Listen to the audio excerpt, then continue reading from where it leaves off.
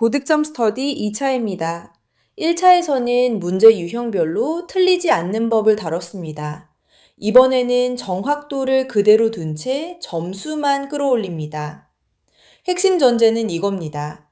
아무리 잘 푸는 에이전트를 만들어도 밟지 않은 타일은 점수가 되지 않습니다. 그래서 이번 편의 주제는 경로와 예산입니다. 어디를 밟을지, 시간을 어떻게 쓸지, 토큰을 어떻게 아낄지, 그리고 마지막에는 결승 운영까지 다룹니다.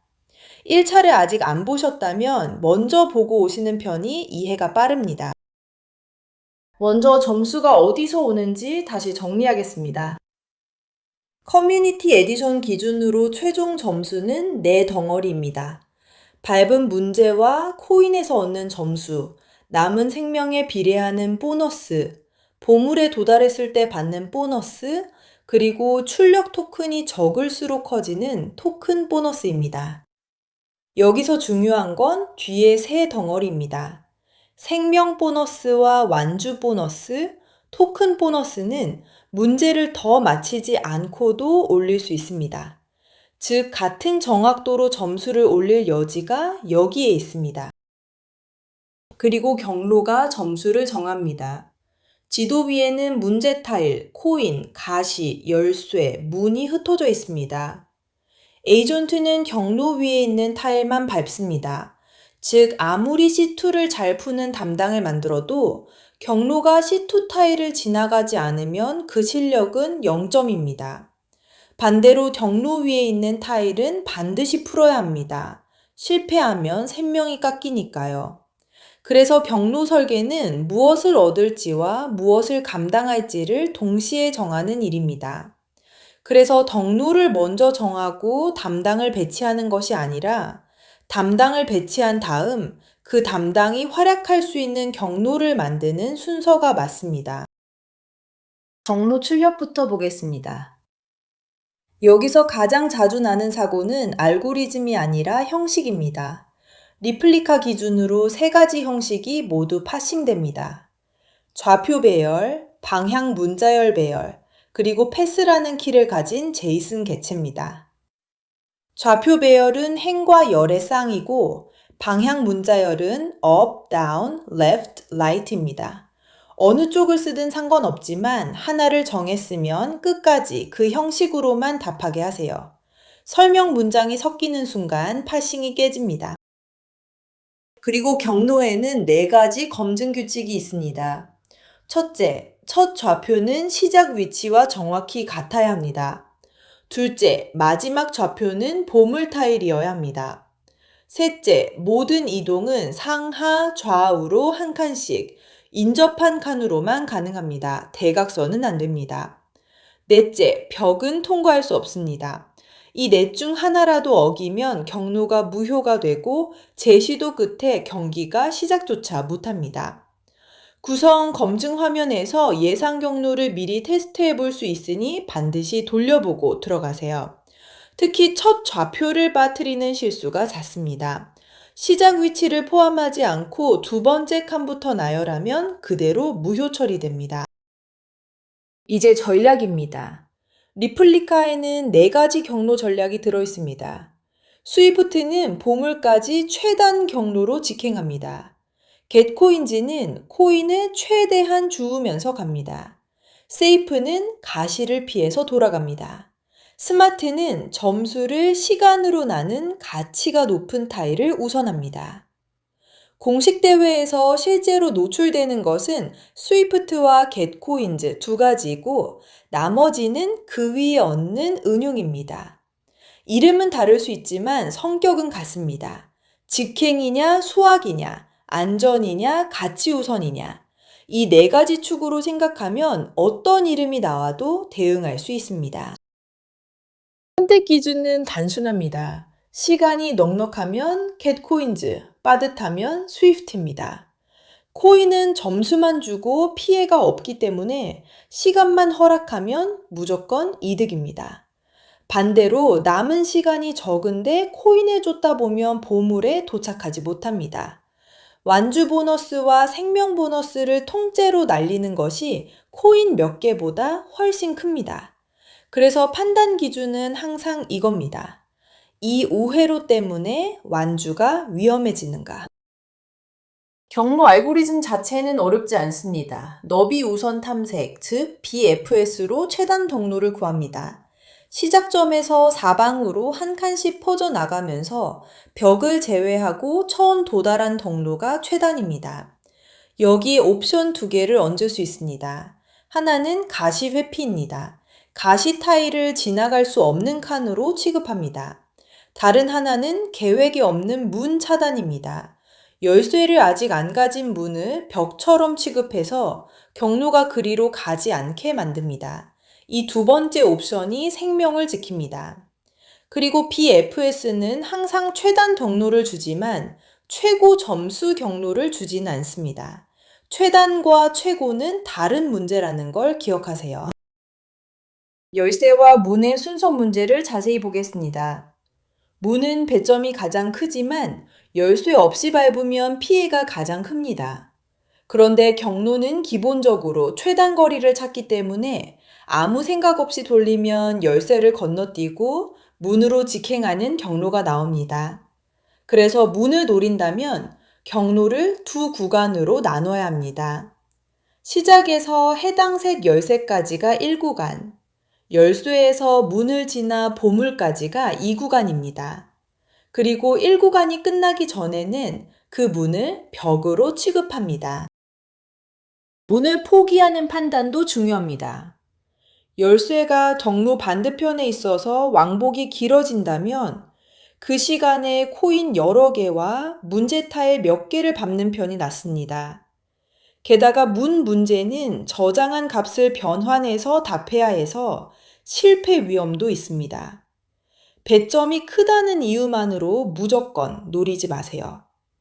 판단 기준은 왕복에 드는 시간과 그동안 포기해야 하는 타일들입니다. 이제 시간 예산입니다. 예선 맵과 결승 맵은 시간이 완전히 다릅니다. 리플리카 기준으로 공개 연습 맵은 300초 안팎이지만 결승 맵은 45초에서 60초 수준입니다. 즉, 결승에서는 예선에서 쓰던 경로를 그대로 쓸 수 없습니다. 시간이 5분의 1로 줄면 우회로도 5분의 1로 줄여야 합니다. 그래서 결승 전략은 하나입니다. 보물까지 가는 길 위에 있는 것만 줍는다. 시간에 쓰는 주체가 무엇인지도 알아야 합니다. 칸을 이동하는데도 시간이 들지만 진짜로 시간을 잡아먹는 건 문제를 푸는 과정입니다. 특히 도구 호출입니다. 웹 도구로 페이지를 열고 코드 도구로 계산을 돌리는데 시간이 걸립니다. 그래서 불필요한 도구 호출을 줄이라는 말이 단순한 절약이 아니라 시간 전략인 겁니다. 일반 상식 문제에 웹 검색을 돌리지 않도록 어떤 유형의 어떤 도구를 쓸지 명확히 지시하세요. 그리고 제시도도 시간입니다. 형식이 틀려서 한 번 더 묻는 과정이 반복되면 그것만으로 수초가 사라집니다. 토큰 예산으로 넘어갑니다. 토큰 보너스는 상한에서 문제당 평균 출력 토큰을 빼는 구조입니다. 즉, 문제 하나당 답이 길어질수록 보너스가 깎입니다. 여기서 중요한 건 총합이 아니라 평균이라는 점입니다. 문제를 많이 풀었다고 불리해지지 않습니다. 오히려 짧게 답한 문제가 많아지면 평균이 내려가서 유리해집니다. 그러니 문제를 피할 이유는 없고 답을 길게 할 이유만 없는 겁니다. 토큰을 태우는 원인은 세 가지입니다. 첫째, 장황한 답변입니다. 정답 앞뒤로 설명을 붙이는 습관이 가장 큽니다. 둘째, 방해 문제입니다. 1차에서 다뤘듯이 마지막 값 하나만 답하면 통과인데 시키는 대로 100줄을 쓰면 그 한 문제로 평균이 무너집니다. 셋째, 불필요한 도구 구출입니다. 도구를 부르면 그 결과가 다시 맥락으로 들어와서 토큰이 늡니다. 이 세 가지만 잡아도 토큰 보너스는 크게 회복됩니다. 정리하면 답변 길이, 방해 문제 대응, 도구 호출 횟수, 이 셋이 토큰 예산의 전부입니다. 그리고 커스텀 모델 이야기를 해야 합니다. 커뮤니티 에디션 점수식에서는 사용자 모델을 쓰면 토큰 감점이 줄어듭니다. 하나를 쓰면 절반, 둘이면 70%, 셋이면 85%까지 감면됩니다. 다만 커스텀 모델은 준비 시간이 필요하고 워밍업 상태도 확인해야 합니다. 그래서 이건 시간이 남을 때 손대는 카드입니다. 기본기가 안 잡힌 상태에서 커스텀 모델부터 만지면 그 시간에 경로와 프롬프트를 고치는 편이 점수가 더 오릅니다. 여기까지가 설계입니다. 이제 운영입니다. 대회 중에 여러분이 실제로 하는 일은 한 판 돌리고 고치는 것의 반복입니다. 루프를 이렇게 잡으세요. 실행한다. 전투 로그를 연다. 실패한 지점만 뽑는다. 그리고 실패를 세 종류로 분류합니다. 형식 때문에 틀렸는가? 도구가 연결되지 않아 틀렸는가? 아니면 정말 답을 몰라서 틀렸는가? 이 루프를 얼마나 빨리 도느냐가 사실상 실력입니다. 한 바퀴에 10분 걸리는 팀과 2분 걸리는 팀은 같은 시간에 5배 차이가 납니다. 분류가 왜 중요하냐면 처방이 완전히 다르기 때문입니다. 형식 문제는 시스템 프롬프트 한 줄로 고쳐집니다.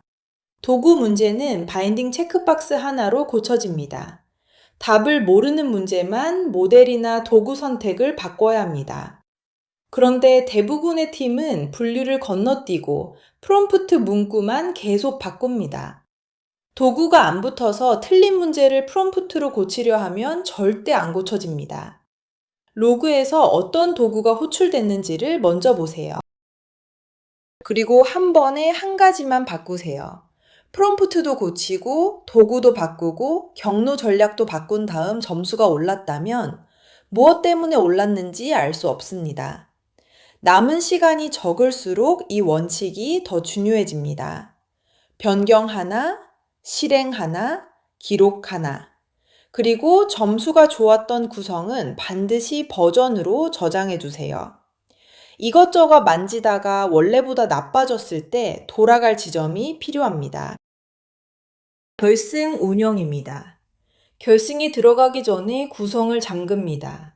슈퍼바이저와 서브 에이전트, 모델과 도구 바인딩이 하나의 스냅샷으로 고정됩니다. 그래서 잠그기 전에 마지막으로 확인할 것이 있습니다. 유형별 커버리지가 전부 통과인지, 경로 출력 형식 테스트가 통과인지, 그리고 가드레일이 실제로 연결돼 있는지입니다. 결승은 처음 보는 맵 3라운드로 진행되고 시간은 짧습니다. 그래서 결승용 전략은 예선과 다르게 잡아야 합니다. 잠근 뒤에는 구성을 바꿀 수 없으니 마지막 저장 직전에 한 판을 더 돌려보는 것이 안전합니다. 마지막으로 리더보드에서 무엇을 볼지 말씀드리겠습니다. 총점만 보지 마세요. 통과한 문제 수, 남은 생명, 걸린 시간, 사용한 토큰을 각각 봐야 어디서 잃었는지 알 수 있습니다. 문제는 다 맞췄는데 토큰이나 완줄이나 완주에서 잃은 겁니다. 생명이 많이 깎였다면 경로가 위험한 겁니다. 시간이 모자랐다면 우회로가 길었던 겁니다. 지표 하나하나가 다음에 무엇을 고칠지 알려줍니다.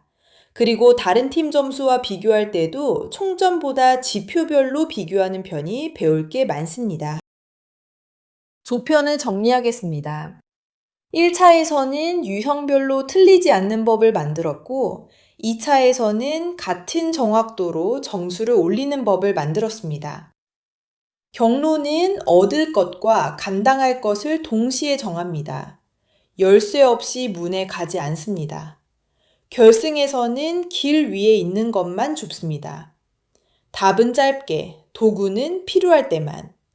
그리고 대회 중에는 한 번에 하나만 바꾸고 좋았던 구성은 저장합니다. 세부 규칙은 당일 공개되지만 여기까지 준비해두면 규칙을 받은 다음에 고칠 시간이 남습니다. 그 시간이 순위를 만듭니다.